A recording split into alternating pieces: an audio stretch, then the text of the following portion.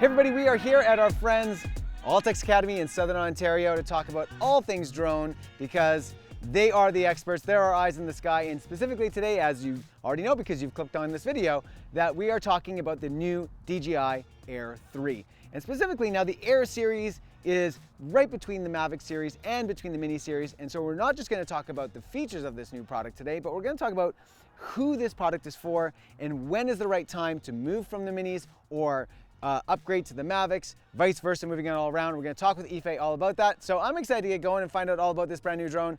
Let's rock and roll.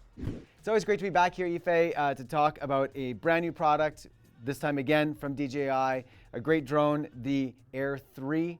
You guys have had it here for about a week, had a lot of experience with it, took it all over Southern Ontario, and I just want to kind of find out from you guys what is unique about this particular drone. And we were talking earlier about the fact that DJI has so many varying products.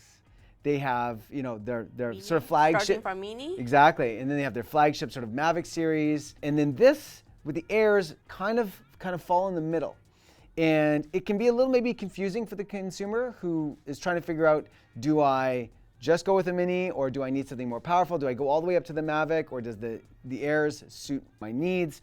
And that's what I'm hoping you're going to be able to help us with today to figure that out. So describe to us what the Air series is, what it hopes to achieve first, so we have an idea of what this product is. If you're familiar with Air series, as Dale mentioned, this fits between the Mini line and the Mavic line. And we're on the third generation now. So finally with Air 3, everything is on the third. We've got Mini 3 Pro, we now have the Air 3, and we have Mavic 3 lineup with Classic, Pro, Cine, different options. Basically, this fits in between. And that means specs, camera specs wise, performance features, you know, everything is between Mini 3 and the Mavic 3 series. And obviously, pricing is between as well. So if we get a little more into details, first of all, the camera sensor, we have two sensors. And if we compare that with Air 2, the previous generation Air 2 or Air 2S, which only had 1-inch sensor, now we have a 3 times optical zoom as well as your wide camera. However, in order to fit both sensors on a smaller drone, right, compared to Mavic 3, it is no longer the 1-inch sensor for the wide camera. It is smaller. Now also, it's not Hasselblad. Yeah. So when I'm looking at this, because I own a Mini, so I know in terms of how many times I've crashed that little Mini, it is good at seeing obstacles that are down there, but not everywhere else. This is going to see your 360. Right, so this is, you know, the advantage of going now up. Obviously, you're going to need the drone license, and if you're in Southern Ontario, ALTEX, you're going to need a drone license for something like this, but the advantage is you have this obstacle avoidance. So outside of image quality, outside of any of those internal guts, things like that, body-wise and build, what are we seeing on this in terms of where it fits, what it does better than the Minis, and where it might not do as well as the Mavics? Right. Let's compare to Mini first. Sure. So, as you mentioned, obstacle avoidance. Mini only has tri-obstacle avoidance, which means your forward, backward, and bottom. This obviously has your 360 and the bottom obstacle avoidance. Now also, in terms of tracking, so some of the smart features, if you do active tracking, if you use even some of the quick shots that's drone, which requires lock on target, the sensor size does matter. So when you're on Air 3, it is bigger sensor size. So it does track the target much better from Mini 3. Mini 3, you really have to be careful with the distance between your drone and, you know, your target. Also contrast, right? So your subject really has to be contrast from the background. Even with that, I find, yes, you know, most of the time it can track, but you do run into situations where it doesn't track very well. Air 3 does track really well, especially both actually Air 3 and Mavic 3 in terms of tracking, locking on target. Now also flying wise, Mini 3 is great, but it's only 249 grams. It will get tossed around in the wind. I was just going to say, because when you pick this up, it feels makes a almost difference. as heavy as some of the Mavics, you know, like it's, I mean, the battery is It's quite substantial. large. Yep. Yeah, and I mean, now this is pretty light, but the battery is the substantial one. So what are you seeing in terms of performance in the air? Definitely handles wind much better. And aerodynamics comes into the play as well. This is keeping the Mavic 3, the redesigned aerodynamics, which helps to improve flight time, wind handling, stability. Like I said, comparing to Mini 3, I would say number one, the sensor size is different. Number two, because of the sensor size, tracking does much better, and your obstacle avoidance also covers 360. One more thing we didn't mention comparing to Mini 3. Now with Air 3, we are on a new controller. On the DJI RC2, we now have foldable antennas rather than just the built-in. This is also on OcuSync 4 for the transmission. It is 1080 60 frames. So definitely feels much smoother when you're looking at the video. And if you have interference, if you're in, let's say, really strong, lots of Wi-Fi interference, microwave antenna, electromagnetic interference, etc., it will perform better, much better than the original DJI RC.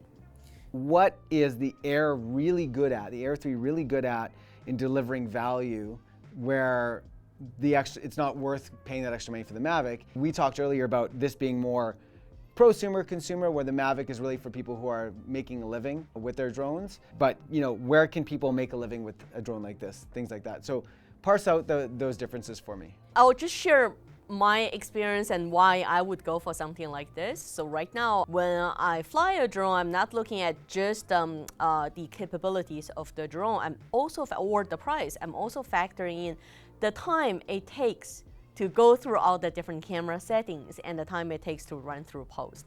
I mean, normally when we go for a bigger or more professional camera, it's not just all the additional adjustable aperture or different things you can choose. It's with that, you're adding the time you're spending on going through camera settings. It's also time you're spending in post to work with the footage to make it look more professional. So the final result, right, takes a little more time and effort.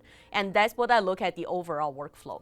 So to me, if I'm just working by myself, or if I'm working with a smaller team, either doing, let's say, real estate, vlogging, or smaller, property commercial type of shoots, then I would definitely go for Air 3, because it's overall everything, the workflow. Right, and I would consider, maybe 80% of my work is commercial, maybe 20% I'm just doing this for personal. Sure. I want to take it traveling, I want to take it to nice family moments, events, and just capture something for memories.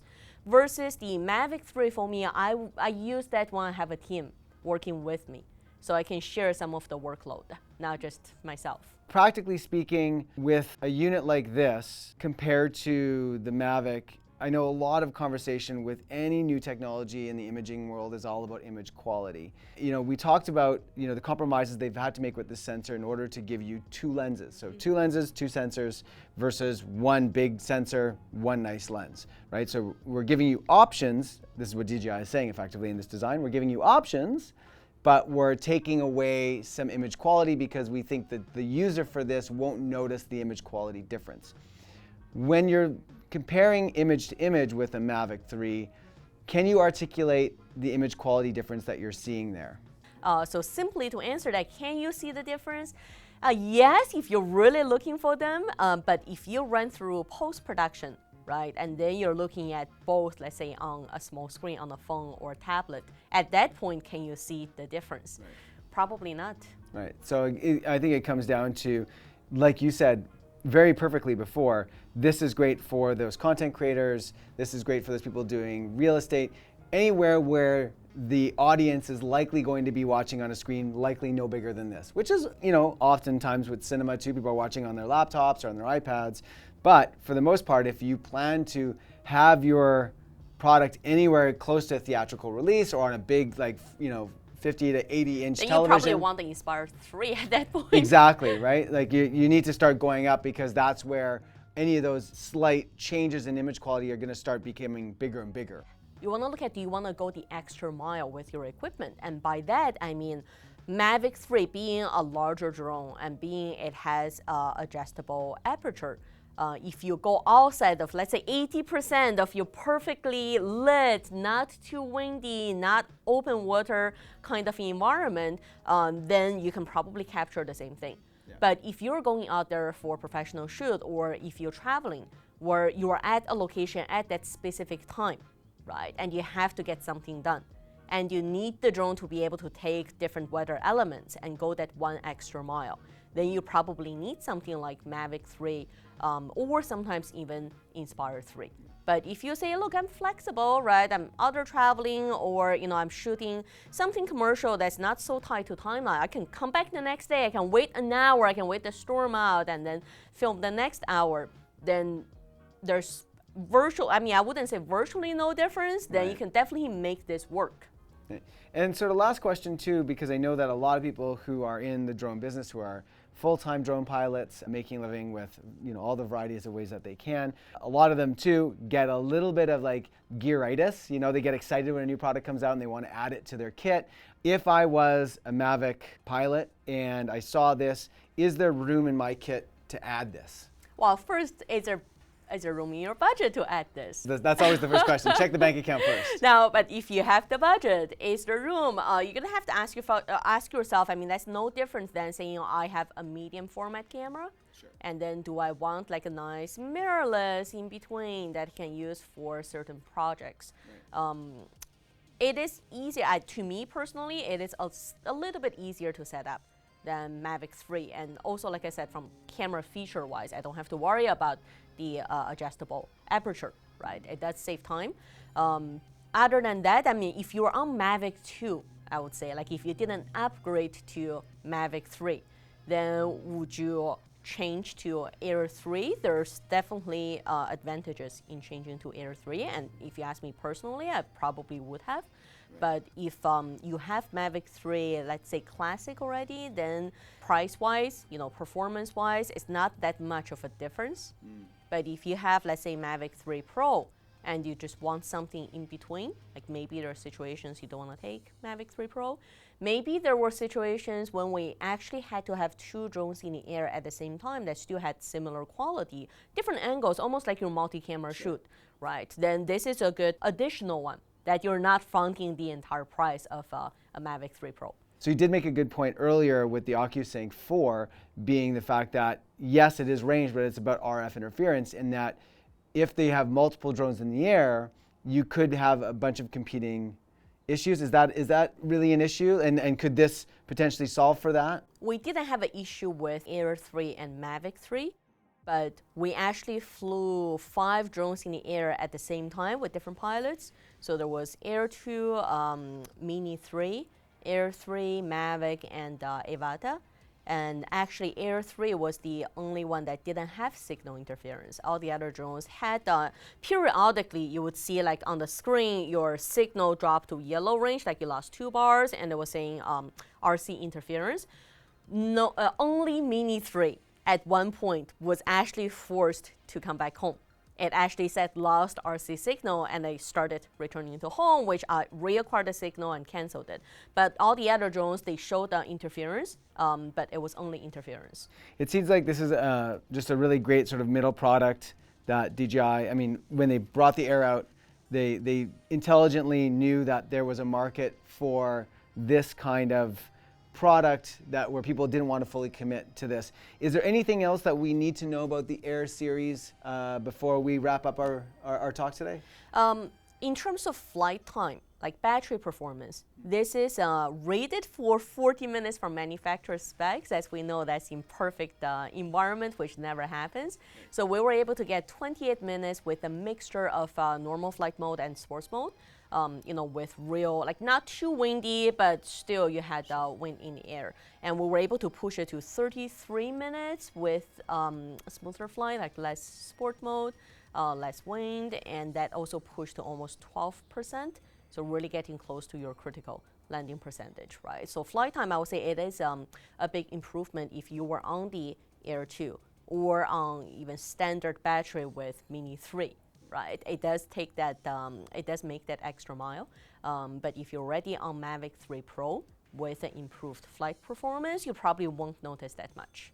Awesome. Well, thank you so much for taking the time with the drone and doing all the testing for us. It's always important for us to have the best experts testing the best gear, so we get a really good idea of what the product can do. And you guys have always done such a great job of that. And we really appreciate it. So thank you so much for your time.